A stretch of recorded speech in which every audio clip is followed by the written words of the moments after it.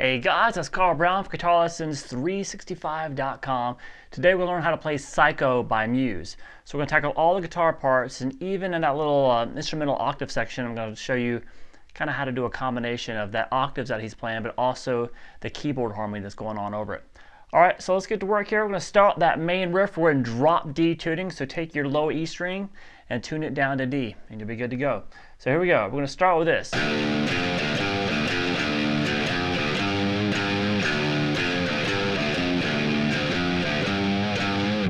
So we had the open string, then 3, back to open,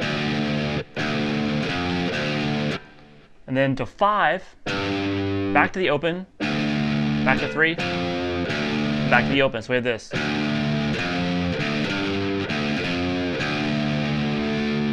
One more time.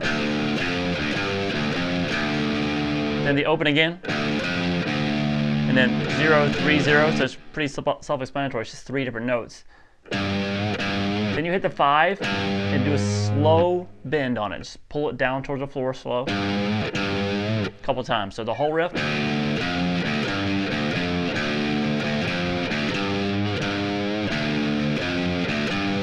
Repeat it.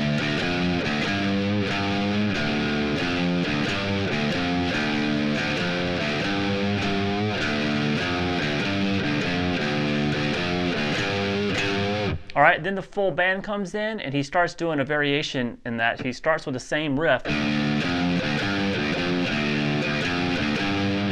Then halfway through the next time through,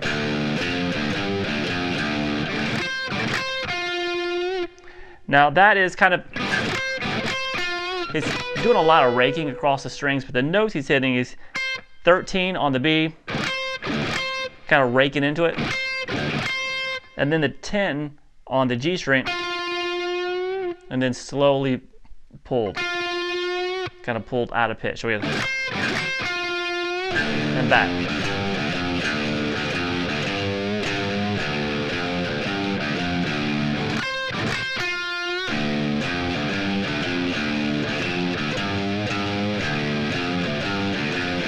So out of that, we go back down to there's a 0-3-5 part of the riff, and we do a build up into the chorus. So really that riff we played, we're still in the intro, but it acts as the pre-chorus of the song when he does this.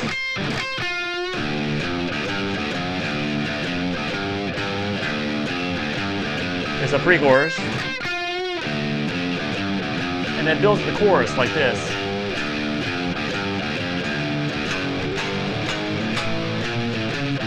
And into that chorus riff. So they play all that in the intro before any vocals. So that little build up was just the power chord, was your first finger across the 4th fret on the 6th string and the 5th string together. 4, 5, 6, and then when you get to the 7, that's the beginning of the chorus riff. All right, so that starts as just a standard power chord there, and then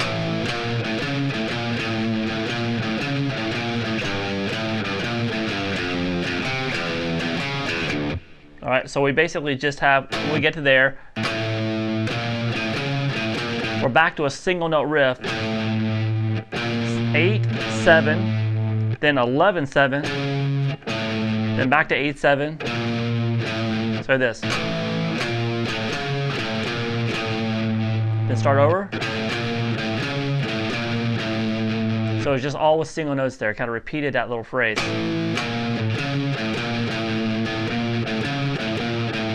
Alright, now down to the 5th fret. So we have this 5, 7, 5, then 8, 7, 5. So we have this. Shift down to the 3rd fret. You're going to hit that twice on the low string, then over to 3 on that 5th string, then the 2nd fret on the low D string, to 4 on the A string. So we have this. Then back to that low note. So we have this all together.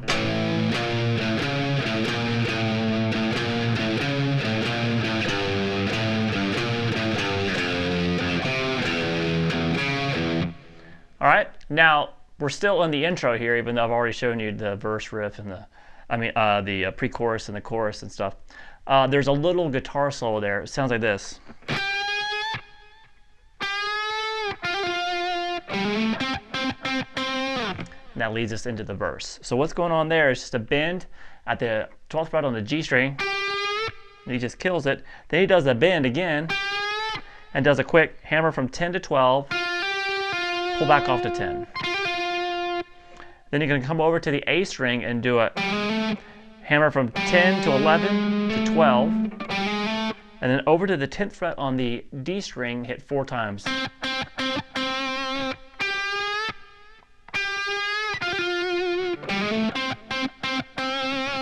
All right, then that takes us to the actual verse of the song. So let me play through that real quick. Here we go.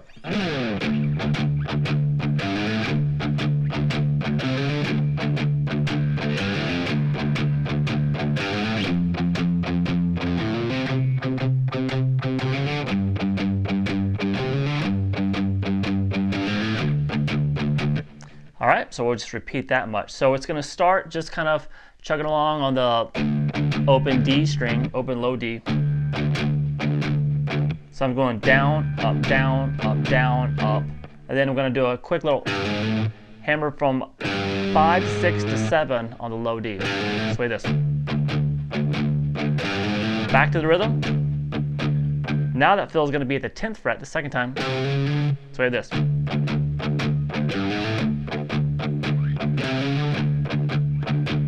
Still got that kind of D thing in between each one.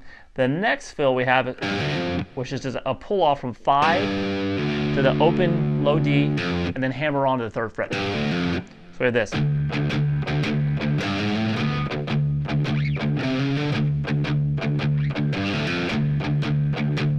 we're going to end it with the same as the first one here.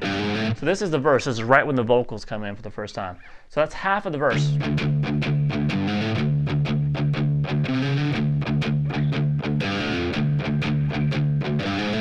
All right, then we scoot down to here. So that was the 3rd fret on the low D string. Same rhythm we're doing there. And then on the A string, we go from the open to the 1 and 3. That's the hammer on there. All right, so as soon as you hammer onto that 3rd finger, replace it with your 1st finger. And you're going to continue that same rhythm we did before, just on that 3rd fret on the 5th string. Then you're going to do the hammer on 3, 4, 5. So we have this.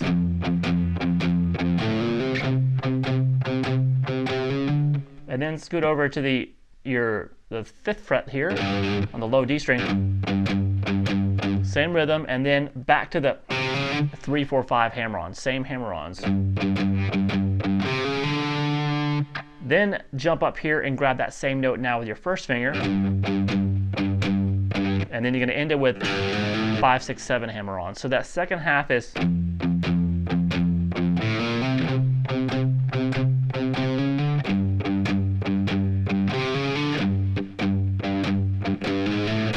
Then we go back to the low D rhythm, and you're going to go back to the exact same thing.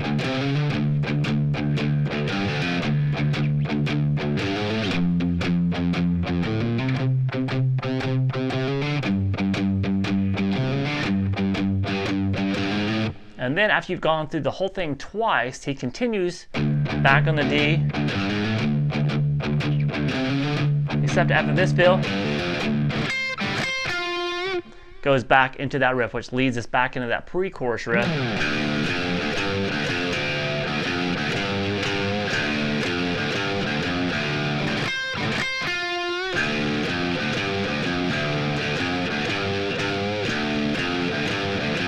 Into those little 4, 5, 6, back into the chorus.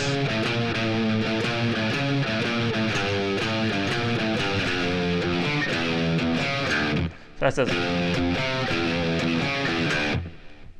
Now a little bit later in the song, you're going to hear him grab one note and just kind of bend it up into pitch. Now that note is going to be the 13th fret on the B string. And he bends it up a whole step. to what sounds like the 15th fret. You'll hear that. He usually has some crazy vibrato on there. You'll hear that earlier in the song, and you hear at the very end of the song, that's what he's doing there too, and he's actually singing with it. All right, so now the only other thing we need to look at is the octave part, but what I want to remind you of is at the chorus that we've been learning here, this part.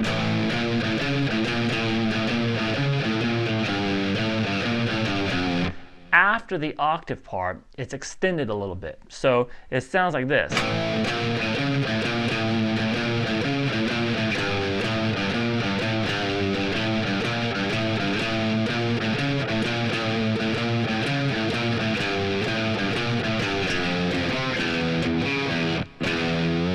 All right, so it goes.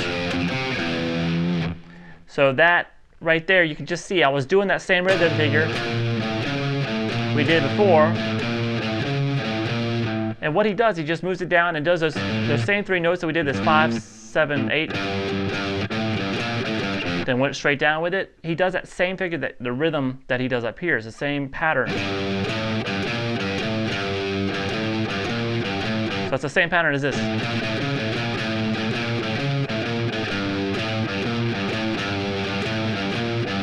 And then he goes back up to the 7th fret version. And then it just continues like normal. And you'll hear that last chorus, it just kind of ends on this 2nd fret there on the low D string. So now we have this octave part that we need to talk about. Now, there's the keyboards that go on with this. Now, his actual octave part sounds like this.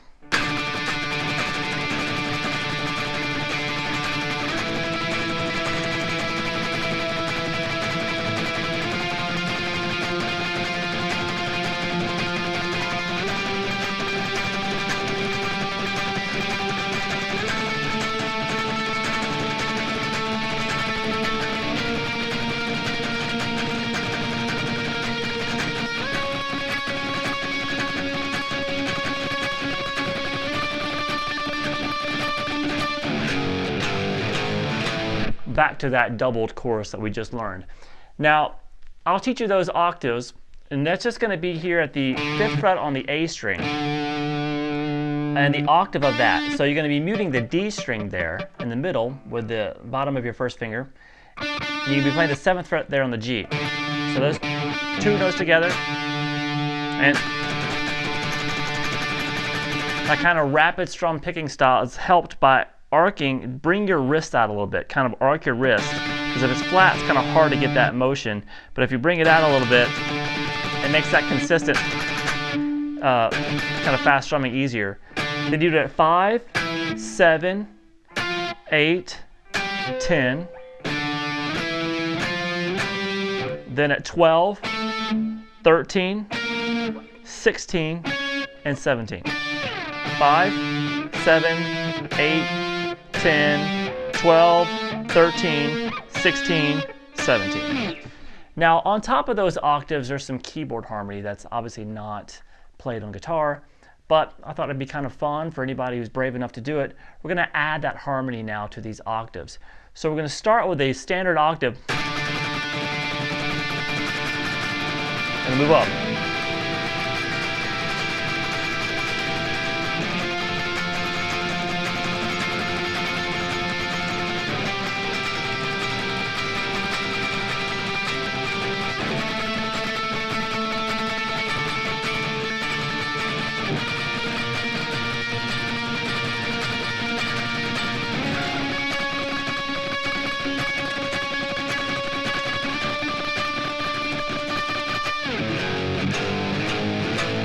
All right, so that's obviously much more difficult to pick across the strings like that, so many strings. But let me just show you the harmonies that I was doing there. For this initial D power octave, I'm going to add the 6th fret there on the B string. All right, this next chord is probably the hairiest of all. You have to do that, still mute that D string out with the bottom of your middle finger. So we have the octave there. But in addition, we have the 8th fret on the B string and the 6th fret on the high E string. All right, now scoot up in this octave we still have, but we have to play it with those fingers because we want to grab the 8 on the A string, 7 on the D, 10 on the G, and 10 on the B. So we have this so far.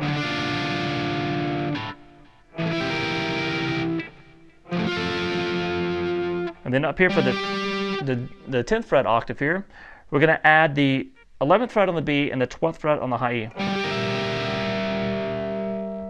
All right, now the 12th fret octave, this A, we're going to add a kind of a melody on top. So it's going to be, you're going to reach up here, you have these 12 on the A string, 14 on the G, grab this 17th fret on the B, and then move it down to 15. And then the 13th fret octave, we're going to add the 15th fret there on the B string. And for the last 2 octaves, all that keyboard harmony disappears, so you just got the standard octaves. And then that leads into the chorus again, 4, 5, 6. All right, so one thing I wanted to talk about is at the very beginning of the song, you have kind of like a detuned effect, where he tunes his low string down, the low D string, down to probably like a C. Now what he does is he's going to tune that back to D. You're going to hold this D power chord, the 3rd fret on the B, and the 2nd fret on the G. You're going to pick upwards across the string, starting from the B string. So you got that, and then